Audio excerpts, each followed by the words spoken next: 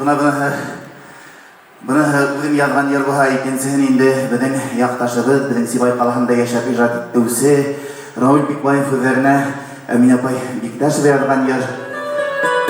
Hürmetli güzel kadın kızlar, yaratağız hedi süngüne, hine hiyen.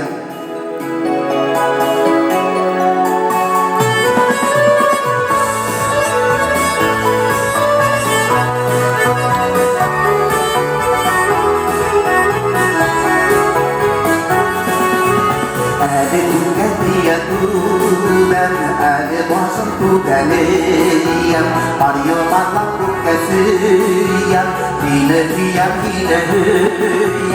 Utme tanrıları gizdim, utme yanıya kustum, yürüden yüreğimde amanı çok gizdim. Utme tanrıları gizdim, utme yanıya kustum, yürüden yüreğimde amanı çok gizdim.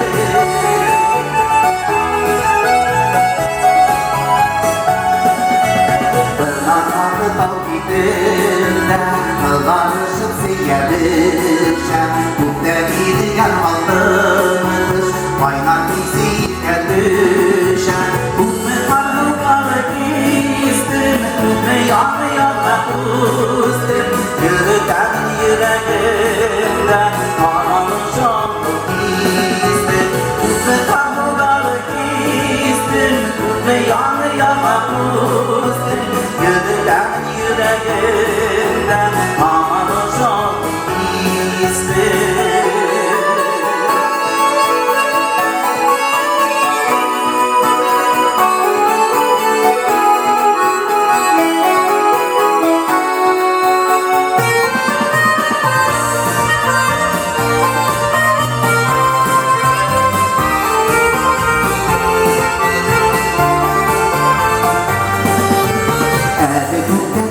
Tudan adi başım tudanıyam Aryamarla kukasıyam Hileyam Dağı tudanıya tudan Dağı başım tudanıyam Gülbeylemin kukasıyam Hileyam Dağı tudanıya tudan Dağı başım tudanıyam Gülbeylemin kukasıyam Hileyam Gülbeylemin kukasıyam Hileyam Gülbeylemin kukasıyam Hileyam